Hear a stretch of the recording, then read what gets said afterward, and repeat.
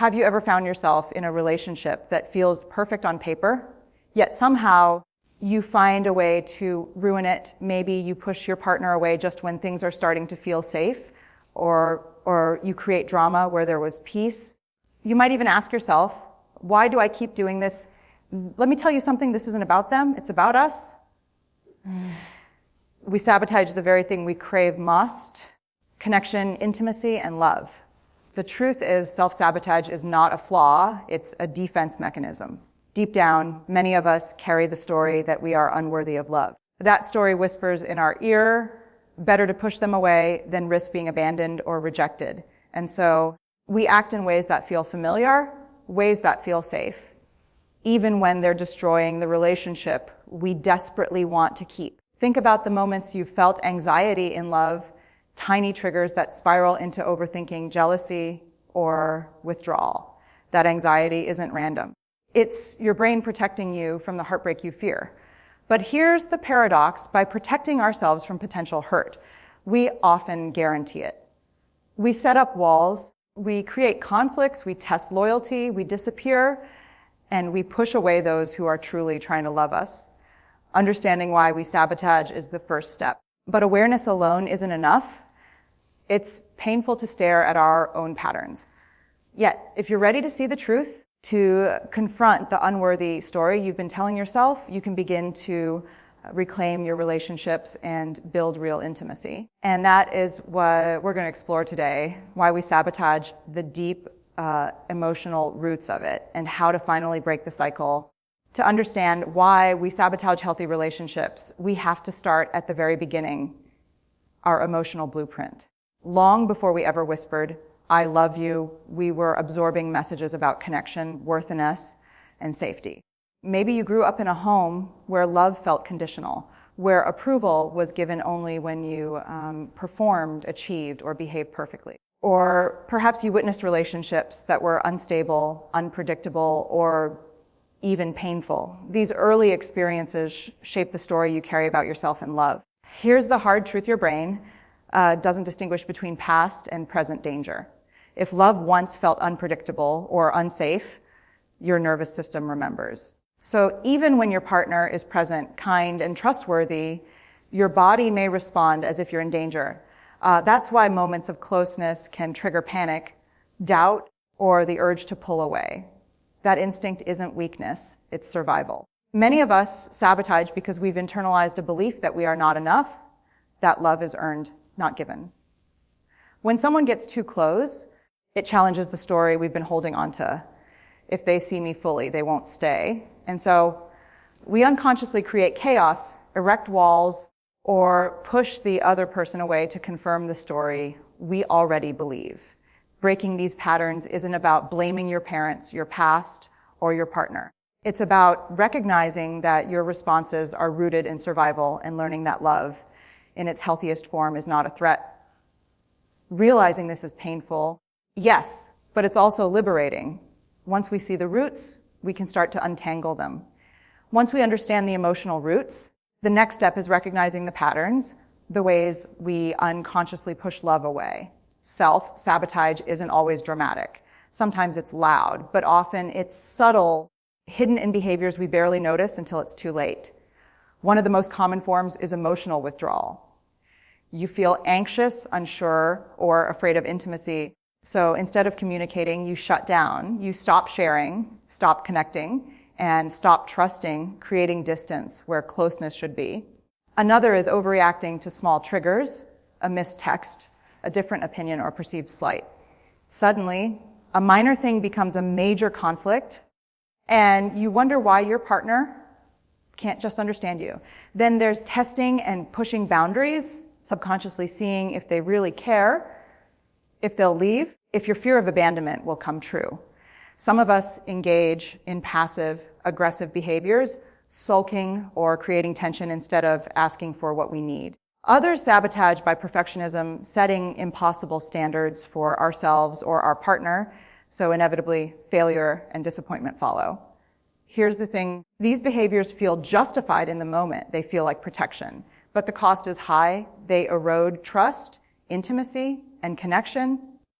The very things you say you want And here's the kicker: the more you try to control love through sabotage, the further it slips away. Recognizing these patterns is uncomfortable, but essential.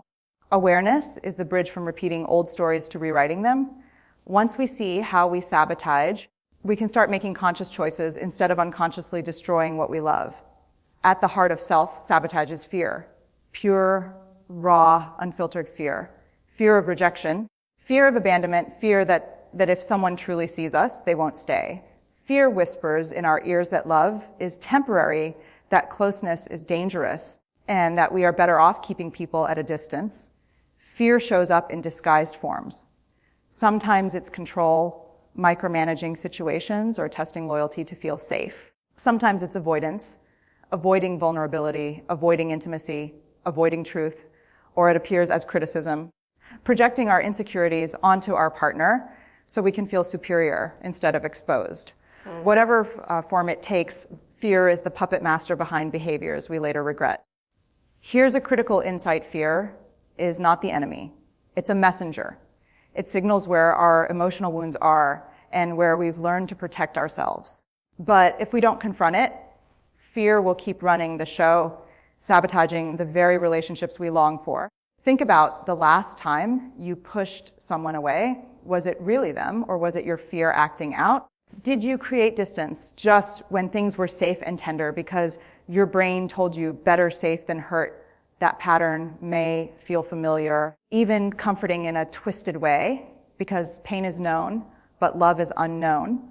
The good news: fear can be acknowledged, named, and held without letting it control you.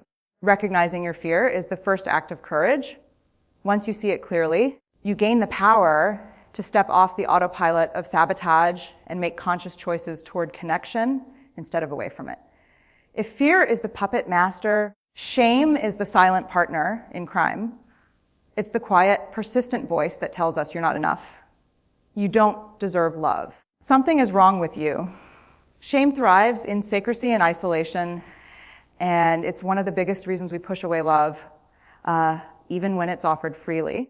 Shame tells us that vulnerability is dangerous. When we let someone in, exposing our true selves, shame whispers they will see the real you and leave. So instead of reaching for connection, we withdraw, hide, or preemptively create conflict. We sabotage not because we don't want love, but because we believe we aren't worthy of it. This plays out in predictable ways: self-criticism, jealousy, testing your partner's commitment, or expecting them to fail you. Sometimes it's perfectionism, trying to control everything to cover up the parts of yourself you believe are unacceptable. Other times it's avoidance, keeping love at a distance so shame can't have its way. Here's the thing: shame is universal, but it only becomes destructive when we internalize it and act on it. The antidote is vulnerability, allowing ourselves to be seen imperfectly without hiding or pushing away. When we can acknowledge shame, name it, and share it with someone we trust, it loses power. Love thrives not when we're perfect, but when we're brave enough to show up authentically, flaws and all. Understanding shame's role is pivotal. Until we see how deeply it drives sabotage, we will keep repeating the cycle, loving from a distance, afraid of being fully known, and never fully connected. Awareness is powerful, but it's not enough. Understanding why we sabotage is just the first step. The real transformation comes when we take deliberate, courageous action. The good news is you can break the cycle. You can stop pushing love away. It starts with practice, patience, and self-compassion. First, pause before reacting. The moment you feel the urge to withdraw, criticize, or create conflict, take a breath. Ask yourself, is this fear speaking, or is this truth? Often our initial reaction is fear disguised as instinct. By pausing, you create space to respond consciously instead of unconsciously sabotaging. Second, name your triggers and patterns. Journaling, reflection, or talking to a trusted friend can help you recognize what situations push your buttons. Awareness allows you to see the pattern before it controls you.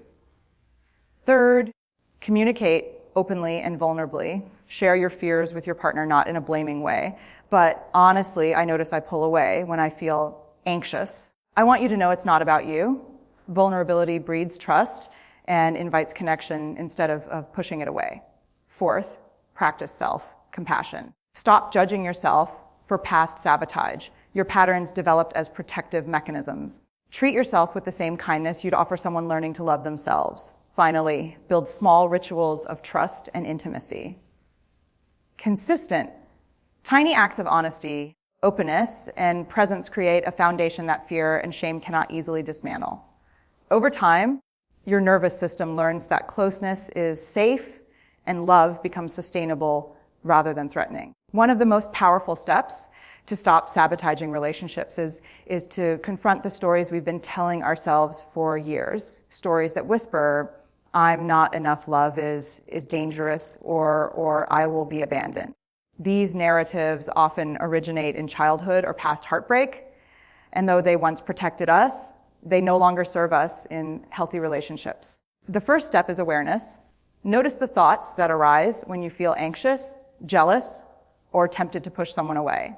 Ask yourself, is this my truth? Or is this an old story trying to protect me? Often, the story is louder than reality, and the more you believe it, the more you act in ways that reinforce it.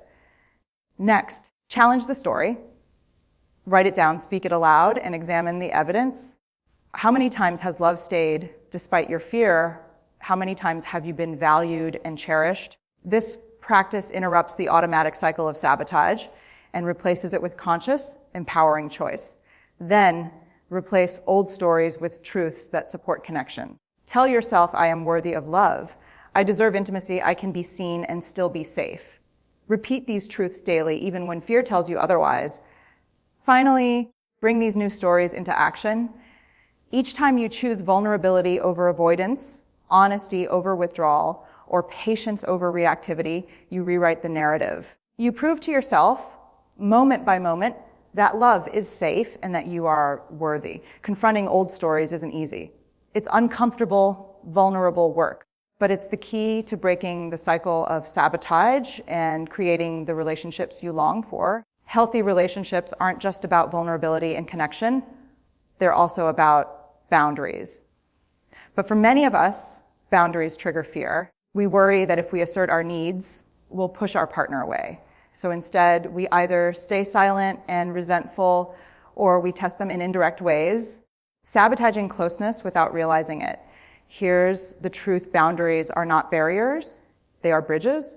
They communicate self-respect and clarity. They teach your partner how to love you well. When you clearly express what is acceptable and what isn't, you create a safe container for intimacy rather than a trap for fear. Start by identifying your needs, what makes you feel secure, respected, and valued in a relationship.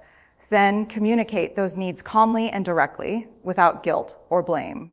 For example, saying I need time to process before we discuss this is not rejection, it's honesty.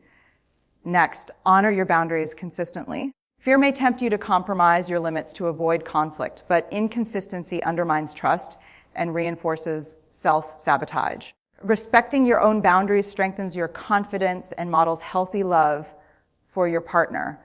Finally, understand that boundaries are acts of love, not separation.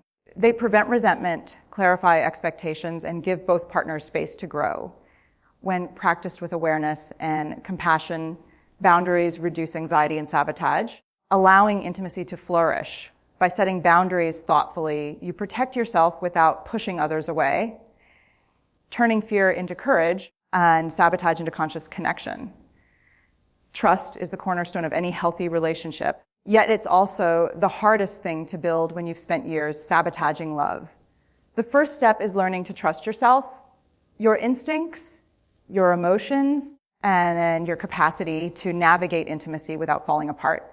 If you doubt your ability to handle closeness, fear and sabotage will always sneak in. Start by listening to your emotions without judgment. Anxiety, doubt, or jealousy are signals, not commands. Acknowledge them, name them, and then choose how to respond. This simple act of self-trust interrupts the autopilot of sabotage and allows you to act consciously.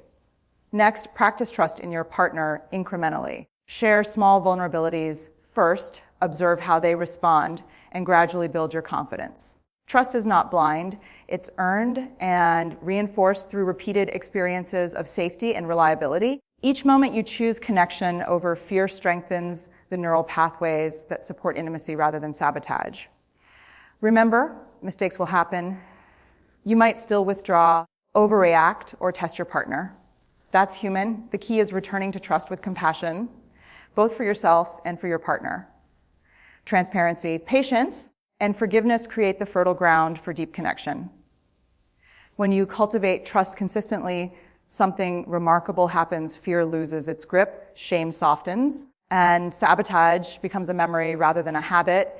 You begin to experience relationships not as threats, but as spaces for growth, joy, and profound love. Breaking the cycle of self, sabotage is not about perfection. It's about courage. It's about showing up again and again, even when fear whispers that it's safer to run. Every step you take toward awareness, vulnerability, and trust is a step toward the love you've always longed for. Understand this. The patterns of sabotage you've carried were once protective. They helped you survive emotional pain. But now survival is no longer the goal. Connection is. And connection requires risk, honesty, and the willingness to be fully seen. It requires leaning into discomfort instead of fleeing it, speaking your truth instead of retreating into silence, and trusting that love can hold you even when you feel unworthy. This journey isn't linear. You will stumble, revert to old habits, and face moments of doubt. That is not failure. It is part of growth. What matters is that you recognize the pattern, name it, and choose differently the next time. Each conscious choice rewires your brain, strengthens your relationships, and reshapes the story you tell yourself about love and worthiness. So make this a promise to yourself to step out of fear, to confront shame, to set boundaries, and to trust both yourself and those who love you. Step into vulnerability and notice how intimacy blooms when sabotage ceases. Love is not something to run from. It is something to embrace courageously, fiercely, and unapologetically. And when you do, you will realize something extraordinary. The love you've been seeking was never outside of you. It was waiting for you to stop sabotaging it.